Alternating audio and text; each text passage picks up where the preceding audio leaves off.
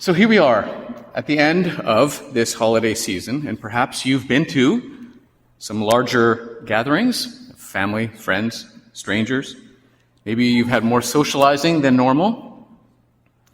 And there's one thing that I'm sure you've found, as I have, that's pretty reliable in any season with large gatherings and extra socializing, and that is this. There is almost always somebody who just can't tell a good story. But it's not for lack of trying, unfortunately. Maybe you've noticed that there are different ways to fail in telling a story.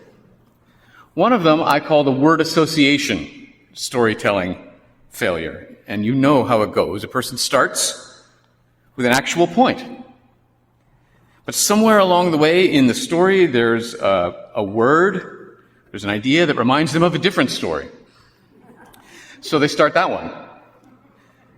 And then it happens again and again. And by the time you arrive at something like an ending, it's more of a stop, really. There's this bizarre wandering arrangement of stories that are not really connected, and you have been taken now far, far from any remembered point. And there are usually two ways this plays out. Sometimes, at the end of it, there's just silent confusion in the room. A long, awkward pause.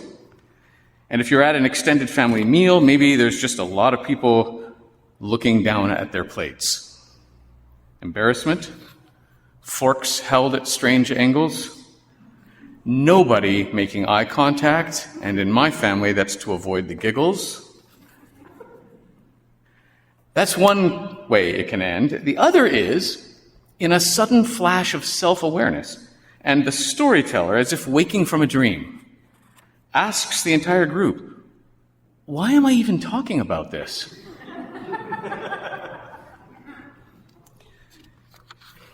At which point you might actually be asking yourselves, why is he even talking about this?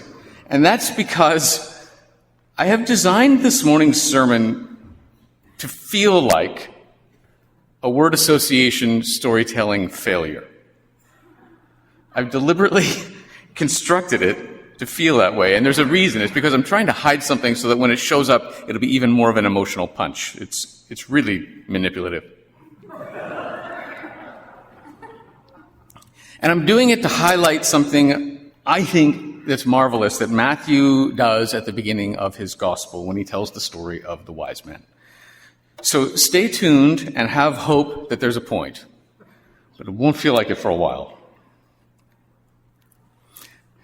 We'll start with some history. As you may know, in the traditional, more liturgical Christian approach to Christmas, there isn't just one day involved. There is Christmas Day, of course, and it is special. But it begins the Christmas season. That season lasts 12 days, and traditionally, during these 12 days, it's party time. As far back as the year, are you ready for this? 567. That's a long time ago, when the years only had 3 digits. In 567, the church declared that every single day between Christmas and Epiphany, and that is the 12 days of Christmas, every single day was to be a feast day. No fasting. All party. All the time. So it isn't just a really annoying and seemingly eternal song. The 12 days of Christmas are real. And they've been around for about 1,500 years as an extended Christian party. I'm telling you this because today is the 12th day of Christmas. It's the final day of the Christmas season, which means that tomorrow is Epiphany, the day set aside to remember the coming of the wise men to worship the Christ child. And that's one reason why Fairfield United Church put up this star, and we kept it there. The wise men were the first Gentiles to come and worship and honor the King of the Jews, and that's significant because right away, Matthew tells his original listeners, who were mostly Jewish, that in Jesus, the light has been revealed to all people. I want you to hold that thought for a while because now we're going to go on what feels like a tangent. So here it is, the deliberately constructed word association storytelling failure. me tell you a story about the wise men. It's a great story. So, these wise men, they come to visit the baby born king of the Jews.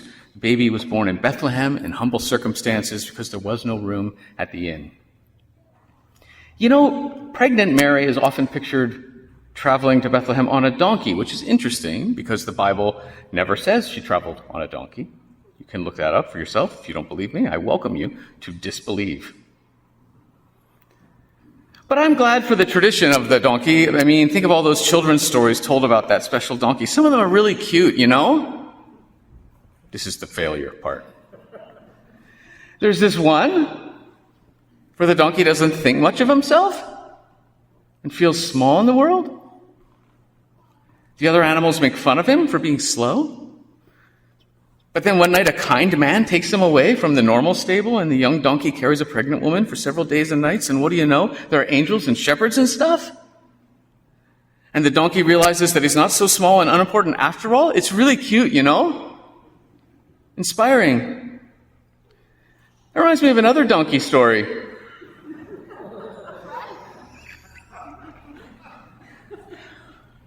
This one's not so much cute, but it is kind of funny. I think we've got time.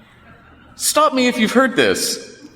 And by the way, just so you know, in the word association storytelling failure, I think we've got time means we don't have time. And stop me if you've heard this means I'm going to tell you this story in its entirety no matter what you say. So here we go. A long, long time ago, when the Israelites had just escaped from Egypt and were still wandering on their way to the Promised Land, wandering in the wilderness, they meandered into an eastern region, the region east of the Dead Sea, the wrong side of the Dead Sea. They were in the land of Moab. To get into the Promised Land, which was on the other side of the Dead Sea, they would have to cross, and they would eventually cross the Jordan River. But for now, the Israelites were in the land of Moab. They kind of moved in, traveling through, and this freaked the Moabites right out. They didn't realize that the Israelites were just passing through, and so the Moabites thought they were under attack by this large, more powerful group. The king of Moab realized that military resistance was futile, so he turned to spiritual warfare. He knew of a holy man for hire named Balaam, a magician, a sorcerer, who lived even farther east along the Fertile Crescent, if you can picture it. The king of Moab sent messengers with money eastward to see Balaam, to seek him out, to ask him to come curse the Israelites. Because, as the king of Moab put it, those you bless are blessed, and those you curse are cursed. Can you feel how far we are from the wise men? Do you feel this? Okay, hang in there. Balaam said to the king's messengers, "Please hold. Your request for a divine curse is important to us." And Balaam consulted God in whatever magical sorcery ways he had, and God told Balaam not to go curse the Israelites. Now, just how it is that Balaam, who was not a Jew and who in fact practiced the very sort of divination strictly prohibited for Jewish people, just how it is that Balaam was having these conversations with God, we are never told. But God says, don't go. So Balaam said to the messengers, "God has refused your request." The messengers returned to the king of Moab with this disappointing news, but as is so often the case with the rich and the powerful, the king of Moab refused to take no for an answer. So he sent another group of messengers, much higher rank this time, and he increased significantly the fee he was willing to pay. So it's very transactional. What could be more important than status and money? Classic rich guy. But Balaam made it clear that this wasn't a money thing. This was not a money issue. Balaam said, even if the king of Moab were to offer me all the silver and gold in his palace, I wouldn't do anything God forbids. That's what Balaam said. But all that money sure sounded attractive. So Balaam also said, just stay here one more night and I'll just double check. So he did, and this time God gave a surprising answer. God said, you can go back with them this time. to the king of Moab, but only do exactly what I tell you." "Yeah, sure," Balaam said, but apparently he didn't mean it. We're not told this explicitly, but from what happens next, it's pretty clear that Balaam was not being honest with God. It seems like Balaam thought he could cozy up with the rich and powerful king of Moab, sneak in a little curse of the Israelites, and get paid a only comes once in a lifetime kind of fee. So he went off to Moab, riding on his usual donkey. As Balaam traveled to the king of Moab, remember, this is a donkey story I'm telling you. This came from Mary riding on a donkey. That reminds me of another story. Anyway, just keeping track. As Balaam traveled to the king of Moab, who still wanted the Israelites cursed, God sent an angel to block the way of Balaam and his donkey. 3 times the angel of the Lord blocked the path. 3 times Balaam, the holy man, remember, did not see the angel. But 3 times his donkey did. And each time the donkey turned aside or lay down to avoid the angel's wrath. And after the 3rd time, Balaam, who didn't know what was going on, got so frustrated that he just started to beat his donkey with a stick. And this is the moment that the weird story gets even more weird. Because then the donkey speaks to Balaam. And the donkey says, "What have I ever done to you? Why are you beating me like this?" And Balaam at that point does not say, "Oh my word, my donkey is talking," which is what he ought to be saying. Instead, Balaam actually answers the donkey. "You've made a fool out of me. If I had a sword in my hand, I would kill you right now." Balaam is unhinged, which in a dark way is kind of funny. And then the donkey reasons with Balaam. The donkey says, "Am I not your very own donkey, which you have always ridden, even to this day? Have I ever been in the habit of doing this to you before?" "No," Balaam said. And then God opened Balaam's eyes, and he could see the angel, and he realized that he had been dumber than his ass. So Balaam said to the angel of the Lord, "I get it now. I won't go to Moab if you don't want me to." And the angel said, "No, you can keep going, but seriously, only do what I tell you." And this time Balaam got it. And he arrived in Moab, and the king took him to a high place to look down on all the Israelites, and the king said, "Curse them." And Balaam said, "Remember, the deal is this: I can only speak the words God puts into my mouth." So they sacrificed all sorts of animals, and Balaam consulted with God, which probably means reading the animal livers, like people sometimes read tea leaves. That's how they did it back then. It wasn't as sustainable as tea leaves. But when he opened his mouth to speak, Balaam blessed the Israelites rather than cursed them. "What are you doing?" the king of Moab said. "That's not what I'm paying you for." And Balaam said, "I told you, I can only say what God instructs me to say. It doesn't matter how much you pay me." So the king of Moab thought, well, maybe a different place would work. So they traveled to lots of different hilltops. And each time, again and again, it was a blessing instead of a curse. And on the fourth blessing started like this. "Here is the prophecy of Balaam, son of Beor, the prophecy of one whose eyes sees clearly, the prophecy of one who hears the words of God, who has knowledge from the Most High, who sees a vision from the Almighty, whose eyes are opened."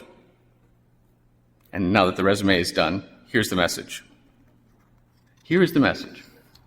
"I see him, but not now.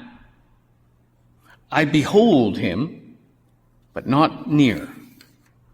A star will come out of Jacob. A scepter will rise out of Israel." And then Balaam mentioned a long list of people groups who would fall to the Israelites, and it was all rather discouraging for the king of Moab, and the story ends like this. Then Balaam got up and returned home, and the king of Moab went his own way. The end. That's all in Numbers, by the way. You can find that in Numbers.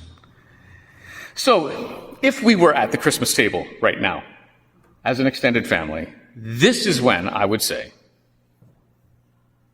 why am I even talking about this? And then I tried to work backwards to see funny donkey story. Oh yeah, cute donkey stories. Mary on a donkey, no room at the inn, birth in a stable, the baby Jesus, the wise men. That's it, the wise men. So, as I admitted to you, I've been misleading you in this sermon. I've been using some misdirection just to build up to an emotional punch.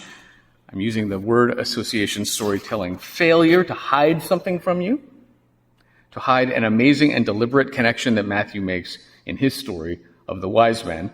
And maybe some of you caught the hints and solved the mystery, but anyway, here it is.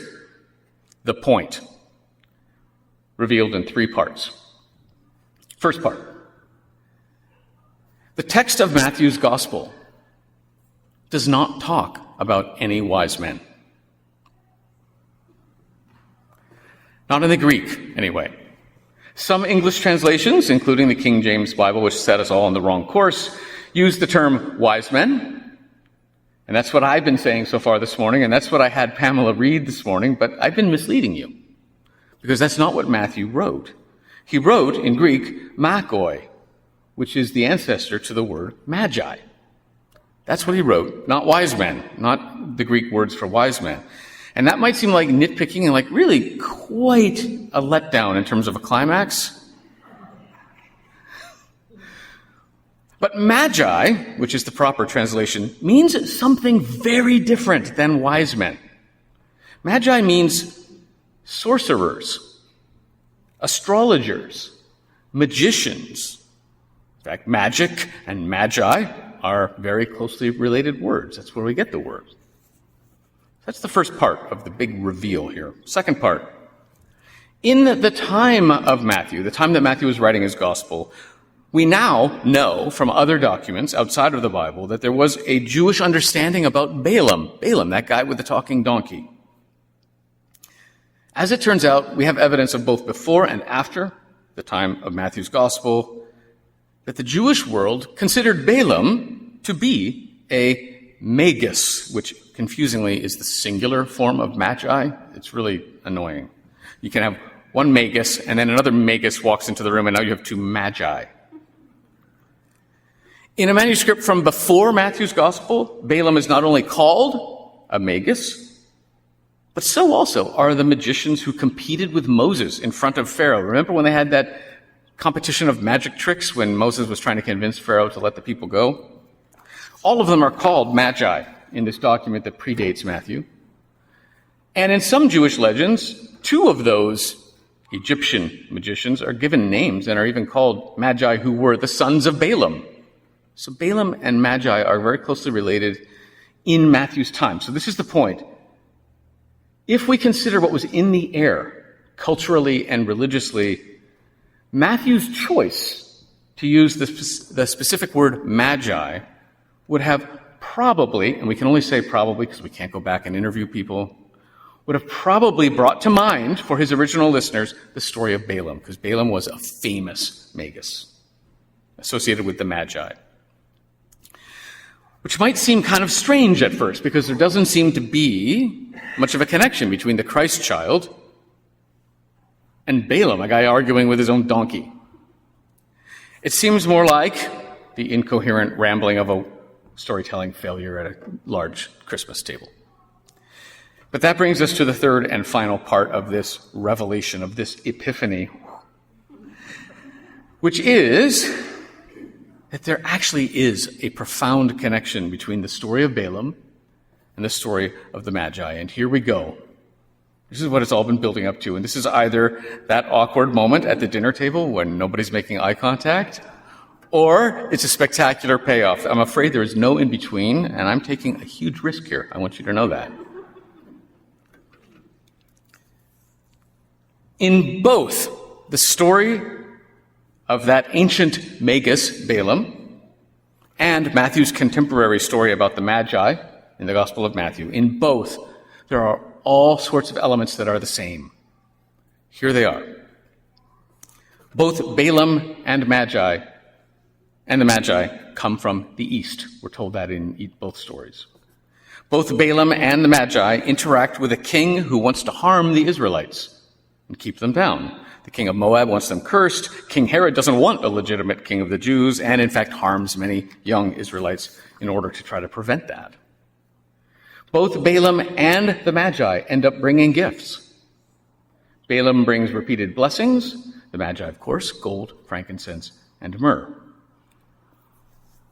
This is something I have not found, I'll be honest, in any of the readings I've done.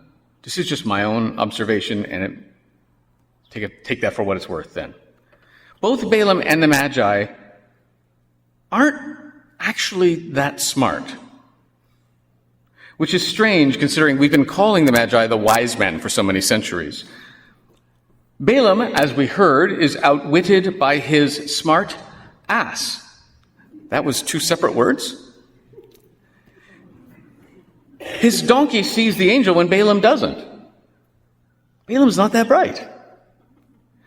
The Magi also aren't that bright in a practical kind of way. They have to be informed in a dream not to return to Herod with information about the baby. They were going to. They didn't see through this false, tell me where the baby is so I can worship too. They didn't see through that. They needed to be informed by an angel perhaps, but informed in a dream about Herod's intention. So maybe they had depth of character, but they weren't, practically speaking, very smart.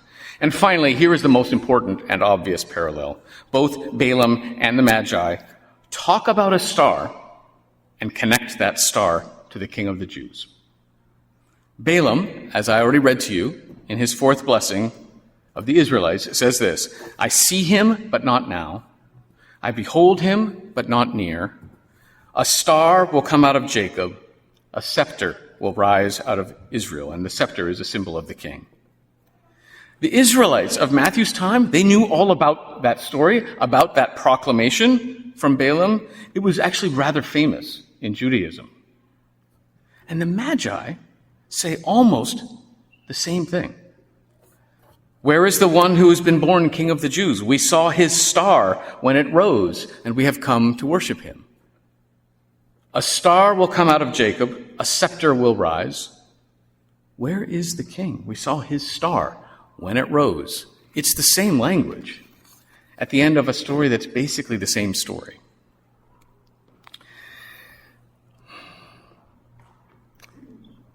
Typically, this is very typical of us 21st century types. When it comes to the story of the Magi, if you do some reading, you will find that we often get bogged down in science-y historical questions like this. Where exactly did the Magi come from? Matthew doesn't care to tell us. Matthew just says, from the east. How many of them were there, we want to know. Matthew doesn't care to tell. Were they kings? What was that star, actually? Was there some special alignment of planets? And you will read endless hypotheses about that. And whatever it was in the sky, how could a star lead them to one particular house? Have you ever looked up at a star and said, oh, look at that. That's over Brett and Darla's house. And if it was that obvious, why couldn't Herod just follow it? Etc., etc. And as you can imagine, some Christians get pretty angry and pretty defensive if they hear suggestions that this story of the Magi is anything other than a perfectly historical, scientifically accurate account. But I am proposing, rather than getting angry with each other about science-y questions, the much more fruitful question is this: what was Matthew up to? Why did Matthew bother to include this story? Matthew had limited space, limited time. Why did he take it up fill some of it with Magi and their talk of a star? And I am proposing that thanks to these other documents that we have now found from that same period in history, that we can give a pretty good answer to that question. As we have seen throughout Advent, and as we're seeing again this morning as we move into Epiphany, Matthew works really, really hard at the beginning of his gospel to communicate that Jesus, this baby born in humble circumstances, this Jesus is going to change the world, is going to be Emmanuel, God with us, is going to fulfill all the law and the prophets, all the scriptures, all of it, including that ridiculous story about Balaam, that magus from the east who rides into town on a talking donkey, who spoke of a star rising, who spoke of a future king. And so when Matthew chooses to write about the Magi from the east who come into town speaking of a star rising and a future king, I believe Matthew intended for his original first century, mostly Jewish listeners to hear this, and this is my paraphrase now of Matthew's proclamation. This baby, I want you to know at the beginning of my book, this baby is that king foretold by Balaam. We used to think Balaam was predicting King David, and his proclamation kind of was about King David, but now this baby is King David in excelsis. This new kind of king is not only for Jews, like David was. This new kind of king offers the gift of love to the whole world, to everyone, even strangers from the east, even sorcerers from the east. Matthew knew that his original Jewish listeners knew that all throughout Isaiah there are all sorts of promises about Israel and the coming Messiah being a light to the Gentiles. You will be a light to the Gentiles. The Gentiles will see your light. The nations will come to your light. So what does Matthew show us in the Magi story? A light? A star rising, as Balaam predicted? The nations coming to the light? A surprising and strange fulfillment of the Balaam story and a new kind of king. I think that's what Matthew was up to with this story. I think that's why he chose to include it when there was limited space, to pack a punch right off the bat. And that proclamation is what we celebrate when we celebrate Epiphany. We celebrate Emmanuel, God with us, with all of us. Amen.